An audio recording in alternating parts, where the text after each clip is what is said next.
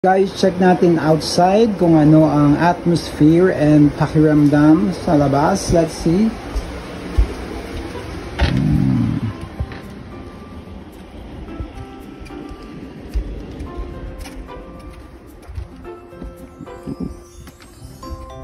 Yan ang itsura dito. Ayan. Tabi-tabi naman yung mga houses. Yung mga caravans. Tabi-tabi siya. Pero it's so quiet because yung mga iba nag-jogging pa sa labas. Ayan. Of course, meron siyang magandang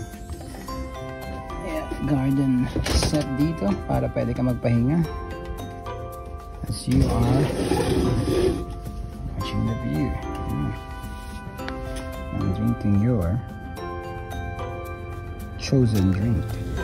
So, ang ganda, di ba? So, napakagandang view ng spot na to. And then it's only a 15-minute walk away from the beach. Meron din siyang 5-minute walk. Yes. Pala dumadaan din yung train dyan eh.